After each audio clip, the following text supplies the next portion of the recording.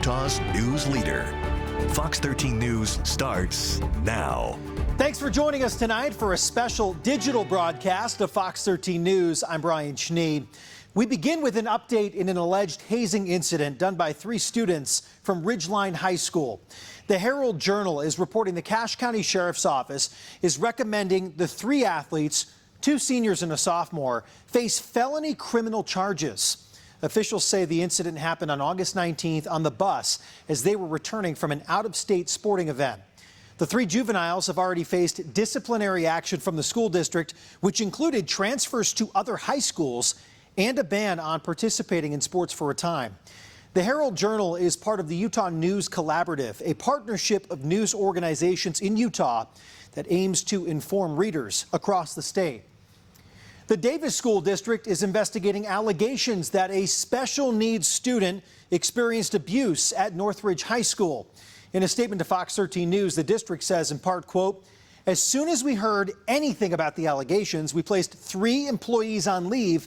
Because of our Office of Equal Opportunity, we immediately began an investigation."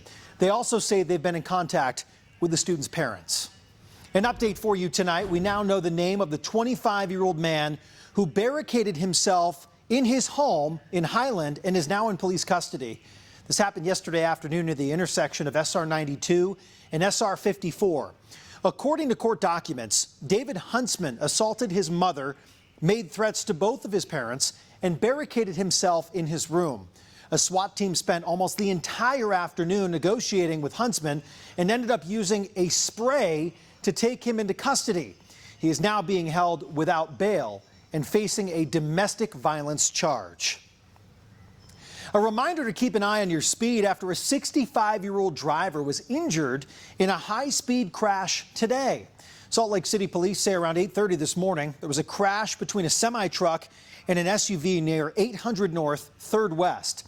Officers believe the driver of the SUV lost control traveling southbound on 3rd West and crashed into the semi-truck, which was heading northbound. The driver of the SUV was taken to the hospital with non-life-threatening injuries.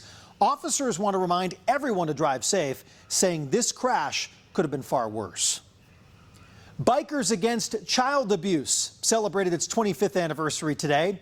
The international nonprofit motorcycle club was founded right here in Utah. Fox 13 News reporter Jenna Bree tells us how the riders have been helping children over the past 25 years.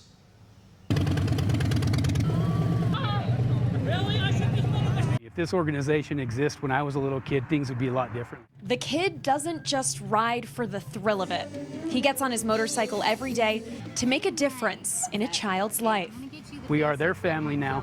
We are there 24/7. They call us at 2 o'clock in the morning and say they're scared. We're coming. Bikers Against Child Abuse members support victims of child abuse, providing escorts, riding by their homes, and attending court and parole hearings.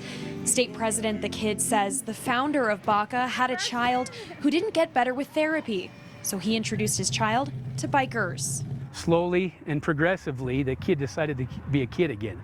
Get out and play with his friends, get out of the yard, go ride his bike. Our main goal is to let these kids be kids, because that's what they need to be, and abuse ruins that for them. Bikers Against Child Abuse was founded in Provo in 1995. Now they have chapters in almost all 50 states and across the world, from Europe to Australia. We are a plague against child abuse.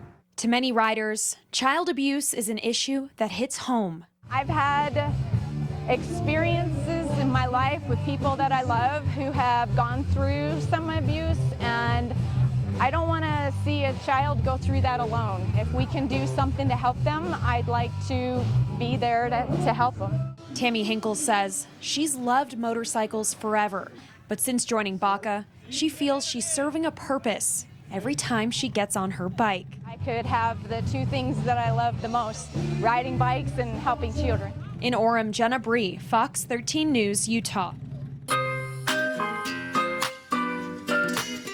Real Salt Lake has started celebrating Hispanic Heritage Month by hosting Sábado Gigante, or Giant Saturday, today. It's an event that's part of the club's celebration of all Hispanic cultures throughout Utah. The night included live mariachi music, Hispanic food, and motivational speakers. It was also a time where thousands of students and their parents could meet up with local business leaders. This is very important for our Latino community because we want them to understand the pathways, not only pathways, but the opportunities and resources and access that they actually have for various different professions, different pathways to either college or career. The organization Latinos in Action says they're dedicated to bridging the educational gap among Hispanic communities by working within the educational system to create positive change. The event led into the Claret and Cobalt's Hispanic Heritage Night match at America First Field tonight. We're all living far from our country, and we don't want to miss these. This is the starting of a festival season in India. Like we have Navratri coming up, we have Diwali coming up. All those are great festival, big celebrations. After a break during the pandemic, Indians in Utah gathered this evening in South Jordan to celebrate their culture with a mela or carnival. It was a way to experience India through food, music, dance, henna, clothes, and traditions. Now, each state in India has a distinct cuisine, so people from those states set up stalls to share their kind of food. Organizers say over 2,500 people attended the event. Over 160 people went out this morning to help clean the shoreline of the Great Salt Lake, and organizers say they collected over 1 ton of trash. Organizers and volunteers spent hours picking up trash that's polluting the old lake bed and shoreline through an annual cleanup event. Katie Newbern with Friends of the Great Salt Lake says they had record turnout and with more people wanting to get involved than years before. I kind of did not expect something like this. With the amount of people that came out, it was really surprising, and it was really nice to see that a lot of people really do care about the environment and really are pushing their own efforts to go out and do something about it. So that was really awesome.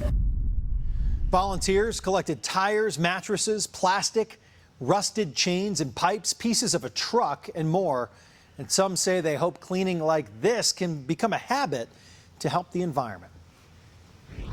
Turning to Utah's Weather Authority, meteorologist Breck Bolton with us tonight. Breck, some people waking up to some rain showers across parts of the state today. Is that going to stick around for the latter half of the weekend? Well, we're still finding some rain showers out there, very isolated, and a few thunderstorms throughout extreme northern Utah. As I give you a view from our Oquirrh Mountain camera, looking across the Tooele Valley. Now, this morning between 7 and 9 o'clock, we had the rain falling, spilling over into Salt Lake Davis County. As we had those showers throughout the morning, on and off again, the focus really has turned towards extreme northern Utah throughout the Uinta Basin. Central, southern, and most of eastern Utah, it's been dry all day long. But again, those line of showers making their move through Rich County right now, impacting near the Utah-Idaho border, northern Cache Valley, up through Bear Lake. We see a chance of some showers, it looks like towards northeastern Utah. Then drier air moves in. We're turning the flow out of the southwest. That'll allow for conditions to dry and kick up the winds as we prepare for Sunday. But for tonight, it's going to be mostly clear here along the Wasatch Front. Overnight temperatures dipping down to about 60 degrees. If we see any chance of showers, it'll be mainly north of Ogden. Tomorrow, that threat will not be in place. It's going to be a dry and sunny day, but breezes out of the south will allow temperatures to kick up where we're finding ourselves in the 80s here along the Wasatch Front.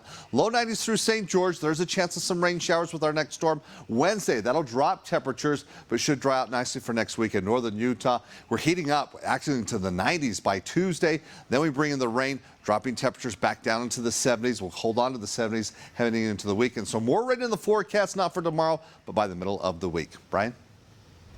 Thank you, Breck. 2-0, BYU chasing down a spot in the top 10, perhaps. Ranked 12th in the country going into today's matchup at Autzen Stadium in Eugene against Oregon. You saw that game right here on Fox 13. The Cougars needed to beat a tough Duck squad to make that happen. Fox 13 sports anchor Morgan Vance gives us the rundown. A great win against Baylor last week, giving the Cougars tons of confidence going in. That wasn't the only marquee game on their schedule, however. Oregon, number 25 in the AP poll. Autzen Stadium, the setting where the Ducks have the third longest home win streak in college football at 20 going in. Blue, without their top two receivers once again today, went 4 and out on their first drive while the Ducks punch it across early. Bo Nix, 10-0 the score when the Cougs get one on the first play of the second quarter. Isaac Rex crossing crossing over the middle.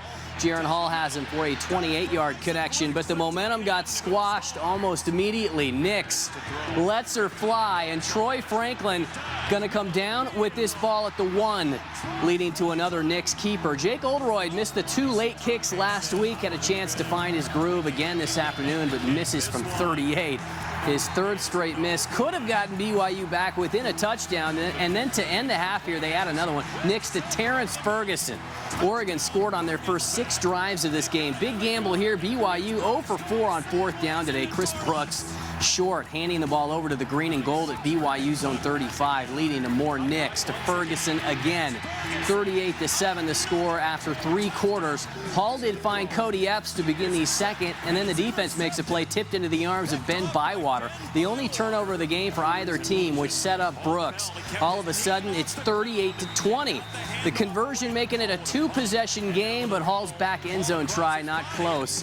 And then the Ducks just chewing up clock from there. Oregon outrushing BYU 212-61, which tells you everything that you need to know. So there goes any more college football playoff speculation as the Y gets thumped 41-20. BYU back home against Wyoming next week, while SUU used a late touchdown pass to win at Western Illinois today, 17-10. Brian? All right, Morgan, thanks so much. Thanks for joining us on this digital newscast. A reminder that you can always stream our news live on fox13now.com. I'm Brian Schnee. Have a good night.